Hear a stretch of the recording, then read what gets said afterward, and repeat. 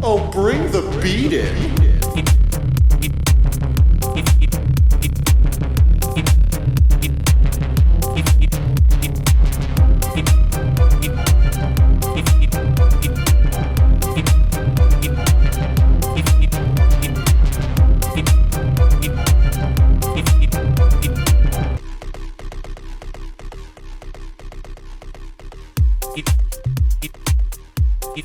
So I can't really decide at this moment if that's either the stupidest intro music ever or if it's possibly the most smacking thing ever composed. The jury's still out, but here's what I will say. I'm never changing it. And I'm being hopeful here, but when we're on episode, 2000, that's going to be the same intro. And if you think that I'm ever going to change it, then that kind of just makes you look like a dumbass for thinking that. Also, I don't know if you caught this, but I notice how I started talking while the music was still in, and then the music slowly faded out until it was just me talking. And now we're in to episode 1. And that's because that's how professional podcasters run their shit. You don't just have music. You don't just have your intro music playing, and then the music stops, and then you say, "Hi, welcome to the podcast." That's not how the professionals do it. The professionals start talking when there's music, and then they fade the music out until it's just them talking. And I know this is only episode 1, but I'm already on my professional podcaster shit. I'm Jean Reno walking around New York City with a tiny Natalie Portman because, her family was murdered and she needs protection. And that's how professional I am,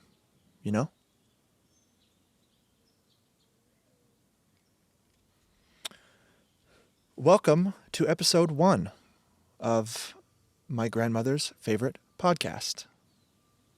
And it is called that. Well, my grandma definitely does not listen to podcasts, and I highly doubt she'll listen to this one. Hey, Flo. Shh.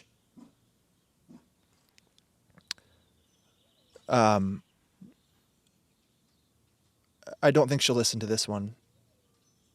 Not because she doesn't love to support everything I do, but it's just I don't think it's her medium. It's not her medium, But if she did listen to podcasts, I think there's a good chance mine would be her favorite one.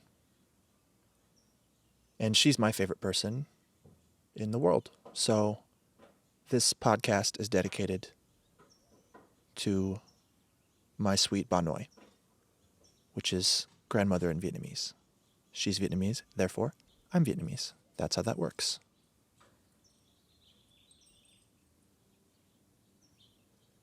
My name is Taylor John Williams, and I'm primarily a musician guy living in Los Angeles, California. I make music, and I play music, and I sell music. And there are very, very few of us who do that here in LA. There are exactly 6 of us. So I am pretty unique. Also, I'm doing a podcast now which I believe only 4 or 5 people in the entire country are doing. So it's kind of cool. I feel like I'm on the ground level of 2 different art forms that feel like they have some staying power. I'm outside, and there's many a variety of birds, and they're super happy because it's a beautiful day, and I felt like being outside. But now I'm exposed to the elements. A lot of different noises. There's probably going to be helicopters and barking dogs. And maybe that part's not so professional. But the other shit, where I made the music fade out while I was still talking, was so professional that I feel like I have some wiggle room. So, what's going on? We're in a lockdown. Yes. I really don't want to talk about much COVID business because it's boring to me, which is maybe maybe I'm privileged enough for it to be boring for me, so I'm grateful for that. But all the same, this is my podcast, and I don't want to talk about things that are boring to me. And you don't want to hear me talk about things that are boring to me. I don't even know if you want to hear me talk about things that are fun to me. I don't know. This is the first episode. I don't know if anybody's going to listen to this.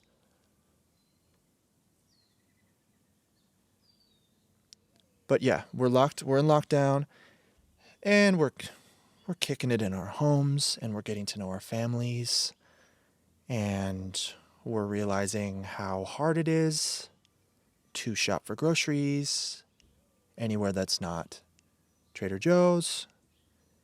And and you know why that is, for all of you avid Trader Joe's shoppers. This is what happens when you make a grocery list for Trader Joe's.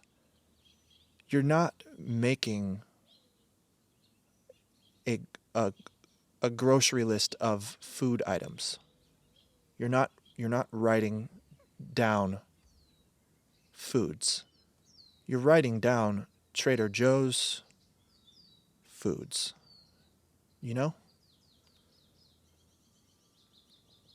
Like, you can't if you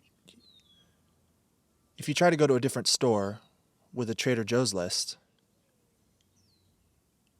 you're going to be there for days trying to figure out what to eat. Like, there needs to be somebody at every store. Trader Joe's needs to hire like a mole. Wait, that doesn't make any sense. There just needs to be a translator at stores that aren't Trader Joe's who can look at your Trader Joe's list and help you locate items that will help you make something that's close to that Trader Joe's item. That'd be cool.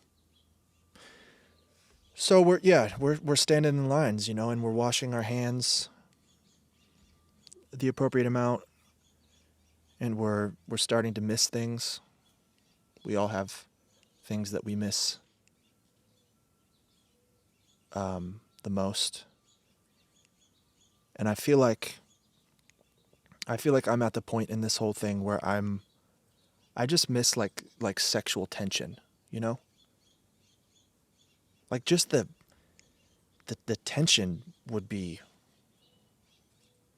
like enough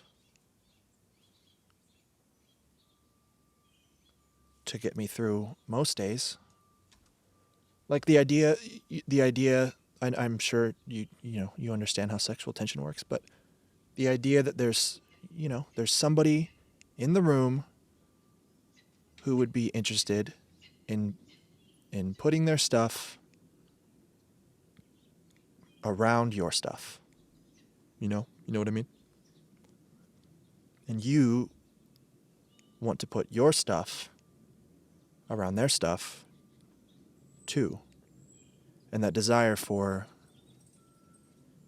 stuffing is mutual, and whether or not you get around to stuffing isn't always important. Sometimes you just want the pull of the stuff. And the real stuff is great, of course. It's the of course. What? Where are we going? But see, that's the fun. This is what's fun about the new school way of doing podcasting, where you just kind of plug in a mic and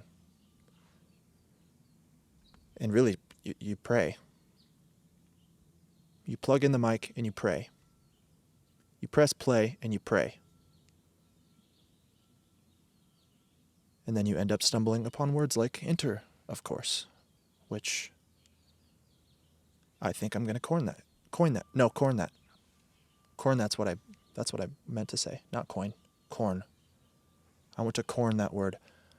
I want to write the word enter, of course, on a piece of paper, and then I want to get a cob of corn, and I want to rub the corn all over the word that I wrote on the piece of paper. I don't want to coin it. I want to corn it. I only say the things that I meant to say.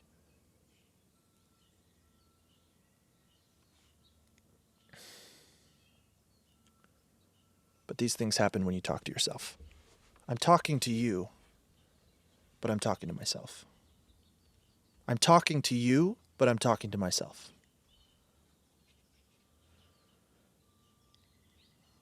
I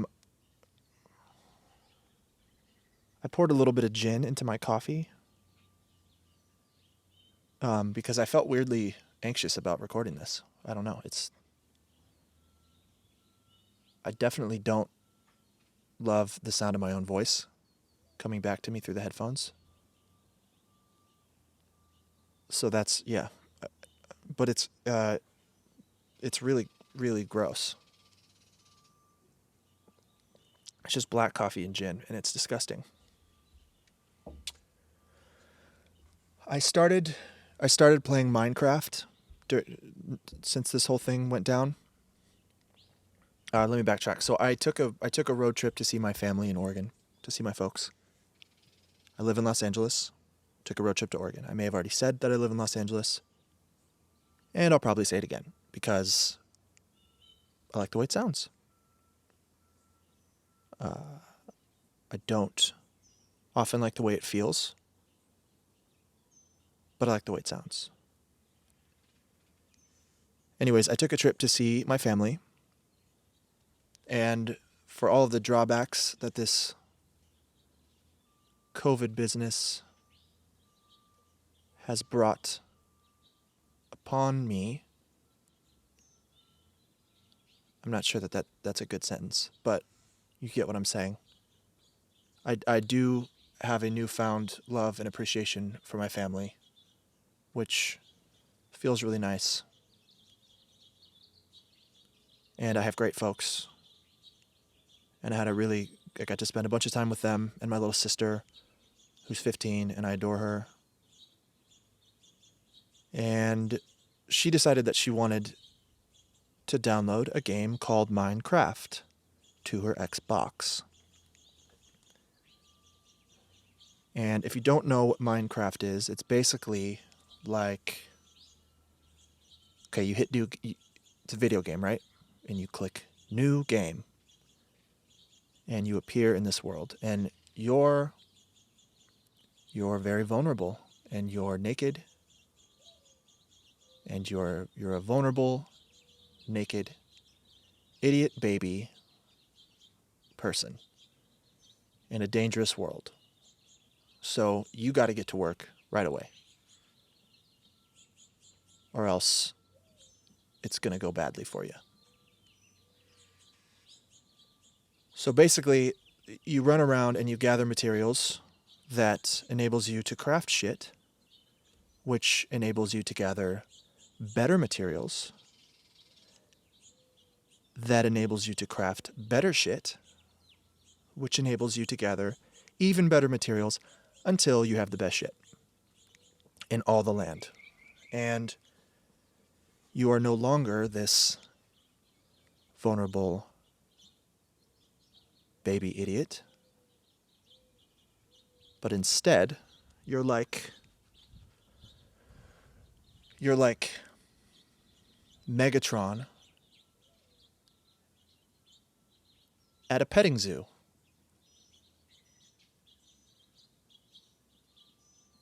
You're like, prepare to be annihilated.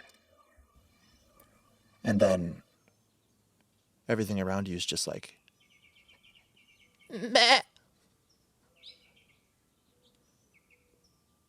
And they have no chance because you're a giant metal robot with guns. And they're just, meh.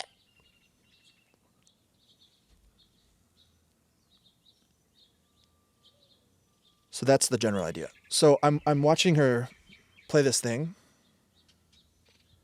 and I'm like, I don't know, this looks kind of fucking dumb. But at the same time, there's a very intriguing, creative element to it. And it's a completely open world game. There's tons of things to explore, and you really are. You're only limited by your imagination when it comes to the types of things you can create in the game. If you can YouTube, amazing Minecraft creations or whatever, and you could spend hours looking at that shit because it's mind blowing. If you can build like your dream house in the sky, or you can do like recreations of like you could do a recreation of like Buckingham Palace or something, or just something that looks like a dick. Like you can build a lot, basically anything you want, which is inevitable. I hate the word inevitably. I fucking hate that word. I can never say it the first time, and it pisses me off.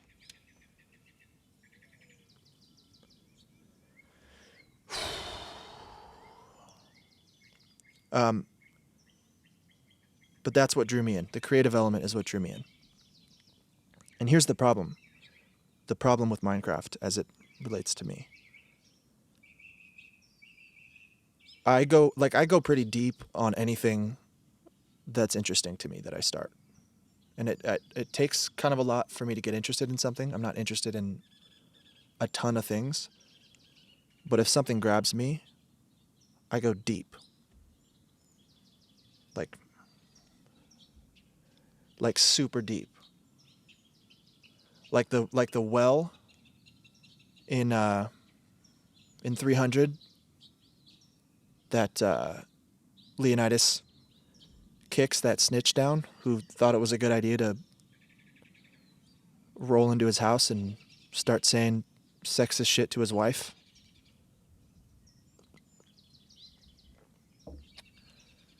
He's like,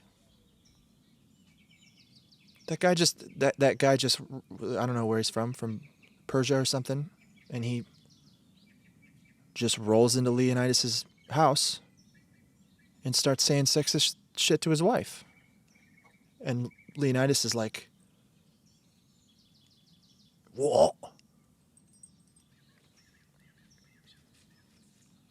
And I don't know what that impression was or what that accent was. But he's like, you come into my city. But, basically what he's saying is like, you can't come in here. I've known you for all of 35 seconds. You can't just come in here and start saying sexist shit to my wife, or else, I'm gonna. You have to go stand at the edge of that well that's infinity meters deep, and I'm gonna kick you in the chest, and you're gonna fall, forever. Because you can't do that. Where was I going here with that? Oh yeah, deep, because I go deep on things that interest me. See, that this is going to happen. I'm foreseeing that this is going to happen a lot. Now that I'm 10 minutes or whatever it is into this podcast, I'm starting to see how this is going to play out a lot, and it's going to feel like we're lost. It's going to feel like we are. It's going to feel like I'm the captain of a ship, and you're like, we are going directly into those rocks, and sometimes we're going to hit the rocks. It's more like, let me try a different analogy. It's like we're in the woods, and you're like, dude, we've seen this same tree 14 times now. I think we're lost. I think you don't know where you are. But what you don't realize is that I've been leaving breadcrumbs everywhere. And so while it may feel like we've seen that same tree 14 times, just trust that I know where we are, because I've been leaving breadcrumbs, and they're sourdough breadcrumbs, which is my favorite bread, which has never steered me wrong. So we're going to be just fine. So I go deep. And so I start playing this thing, and I'm chopping wood, and I'm turning that wood into a pickaxe. So now I have a wooden pickaxe, and I'm using that wooden pickaxe to chop stone. And now I get to turn that into a stone pickaxe, and I'm chopping iron, and I'm turning that into an iron pickaxe. So those of you in the Minecraft community understand that this means I have an iron pickaxe, and I can mine some pretty wicked shit. And this is where I start to run into some internal problems, because I'm playing this thing, and I come across, so that there's different materials in the game, and some are more rare than others. And the reason they're more rare is because they're harder to find, or they're more dangerous to locate, and they make your shit look cooler or more resilient. You can enchant stuff, blah, blah, blah, blah. So I'm in this cave, and I'm mining these rocks, and I'm ignoring my real world responsibilities, and I come across this rock bed, and it's got some blue shit in it, okay? It's rock, and it's got some blue in it. And I know what that is. Why do I know what that is? Because I've done my research. I already told you I'm in deep. Why do I have to keep repeating myself? I'm not fucking around. And I've come across some lapis lazuli, which is it's a metamorphic rock. It exists in the real world as well as Minecraft. And it's revered for its kind of beautiful, deep, rich blue color. And it's some pretty rare shit in this game. I have stumbled upon some rare shit. The problem is that when I stumbled upon this, I got this sudden little jolt of adrenaline, kind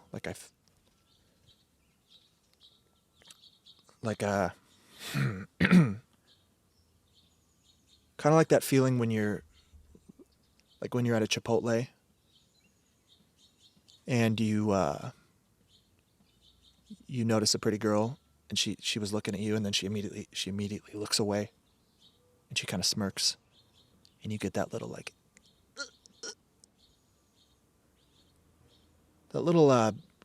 bolt of lightning, in your stomach or wherever. Except that would never happen at a Chipotle, because if you're at Chipotle, everybody's there to do one thing, which is to decide whether or not it's fiscally responsible to spend 35% of your income on guacamole. Nobody's Nobody's looking at you, bro. Just order your fucking food and leave, because the line is huge. Everybody's on their lunch break. You only have so much time. So stop worrying about who's looking at you. But the point is that I basically became like whatever that feeling would be from getting the glance from the cute girl with the smirk. That's kind of the feeling that I got from stumbling upon some shit in a video game that basically just turns your shit blue. That's basically all it does. You render this lapis lazuli into a dye, and you basically turn your shit blue. And I'm not saying that there's anything wrong with having an emotional reaction to a video game, because video games, I think, are they're the apex of immersive art. And I love video games, and I love the video game community, and I think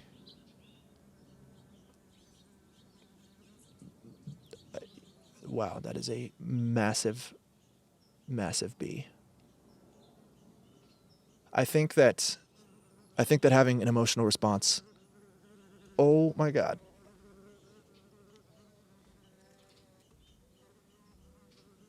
I'm not like afraid of bees, but I'm not afraid of bees. It's immersive art, and I understand. I think it's completely appropriate to have emotional responses sometimes. But I am not comfortable with being nearly aroused from stumbling upon some shit in a video game that turns your other shit blue.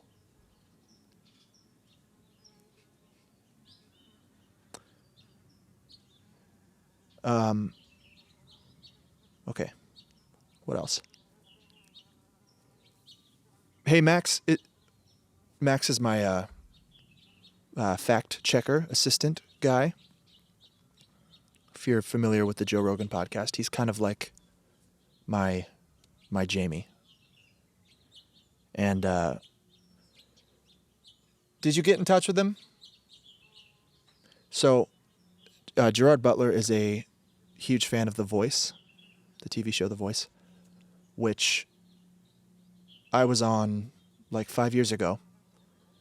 And I knew that he was a fan of The Voice, and I reached out to him, and it turns out he actually watched my season and was into my stuff too, which is really cool. So I was like, I should try to get him on the first episode, have him phone in and be on the first episode of this podcast. I swear to God, dude. This bee has the entire world. It has the entire world. And it's chosen the 2 square feet that I'm occupying outside. There's no travel restrictions on the bee. It can literally fly and go anywhere it wants. And it's choosing the 2 square feet that I'm occupying. And it's the size of a mango.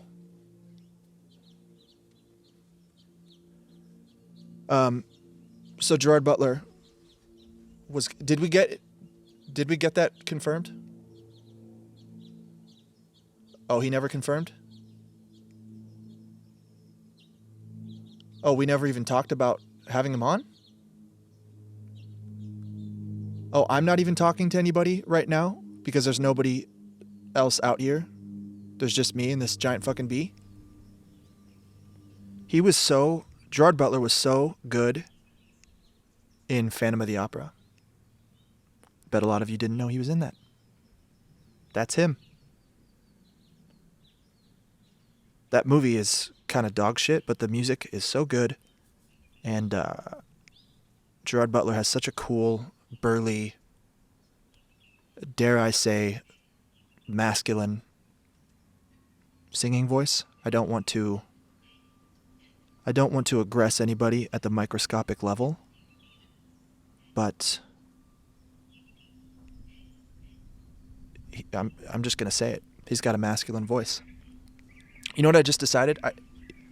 I just decided that of all the tenets of this podcast, the top line of the mission statement of this podcast is controversy.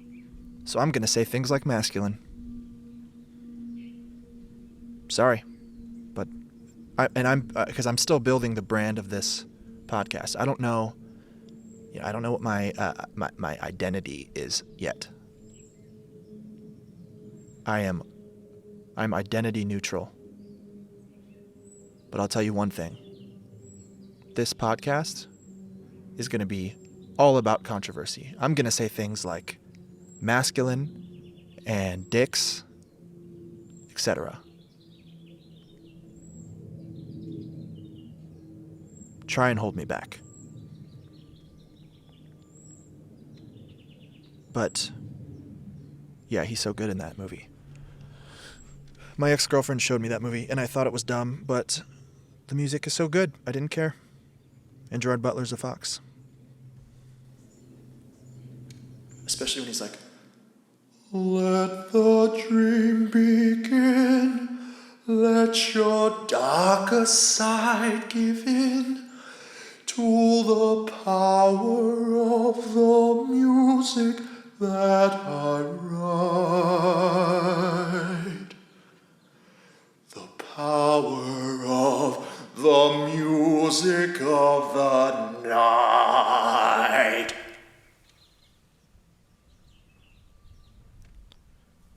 I want to play that part on Broadway someday so bad. I want to sing cool songs and act like a creep and hide half of my face and chase a hot girl around my cave.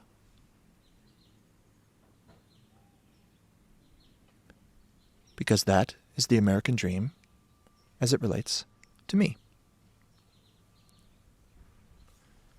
Some people are all about falling in love and buying a house and raising children who are honest, self-aware individuals so they can go out and make positive changes in the world. And that is beautiful. But I kind of just want to sing cool songs and act like a creep and hide half of my face and chase a hot girl around my cave.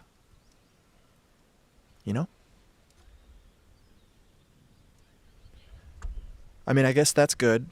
I guess that's good for now. Episode 1, I guess it's in the books. Is this long enough? I don't know. But you know what? If it's too short, if this podcast is shorter than it's supposed to be, then you know what that is, right? That's controversial. Which means that my mission statement is being fulfilled. And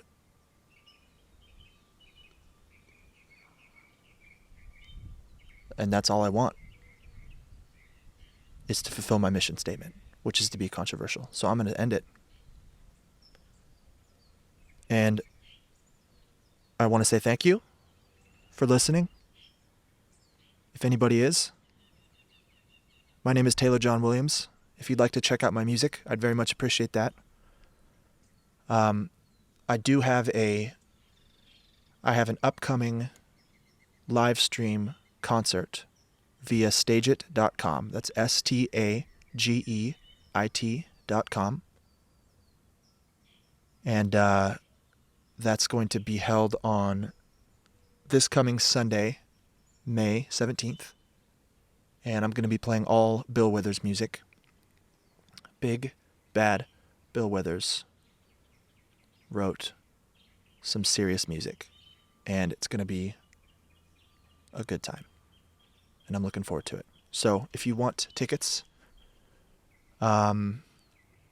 you can, I guess the easiest way would be to follow me on Instagram or Facebook or Twitter at Mr. Taylor John. Mr. has a period, which is really annoying because it confuses people, but I can't change it. So it's Mr. Taylor John.